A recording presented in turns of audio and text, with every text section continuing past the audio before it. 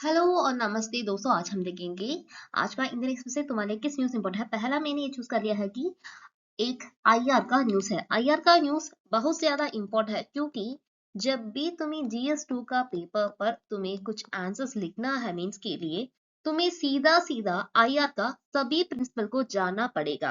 PSIR option वाले को ये सब जानता है, पर उससे ज्यादा तुम जीएस लिखने वाले को कैसे लिखना है, क्या क्या टर्म्स यूज करना है, किस टर्म यूज करने से तुम्हारा पॉइंट्स आ जाता है, ये तुम्हें नहीं पता होगा। तुम तो बात पर बात ही दिमाग पर रखते हैं, पर बात का असली शब्द, जिस शब्द को यूज करने से तुम्हें मार्क्स मिलेगा, वो तो तुम्हारे दिमाग पर नहीं है। तो हम देखेंगे पहला न्यूज़ है कि तुम जानते हैं यूएस और इंडिया के ट्रेड वार की चर्चा तो बहुत सारे दिनों से हो रहे हैं। ये तो लगभग 2 महीने से ज्यादा भी हो चुका है।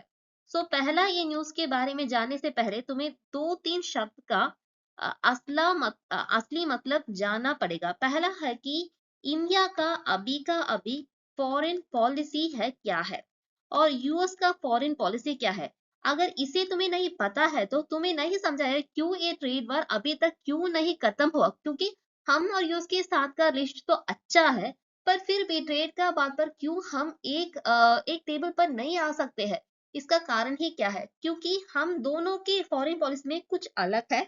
इंडिया तो अपना फॉरेन पॉलिसी अभी इस बार बेंड करने के लिए तैयार भी है। तभी क्या होगा कि यूएस जब भी एक फॉरेन पॉलिसी लाते हैं, सब लोग उसके पीछे जाते हैं और उसको अवॉइड करते हैं। पर इंडिया ने अभी दिखा गया है कि तुम तो एक कंट्री है हमारा जैसा ही, हम हमारे लिए क्या अच्छा है हम वो सोचेगी, और हम उसी तरह की काम करेंगे। इंडिया को अभी आत्मनिर्भर भारत का एक मेन एम है, मतलब सेल्फ रिलायंस। हम हमारे इंडिया में हमारे जो भी चीज बनते हैं, हम हमारे ऊपर पर सेल्फ रिलायंस करने की ज्यादा ही ज्यादा ताकतवर फोकस कर रहे हैं।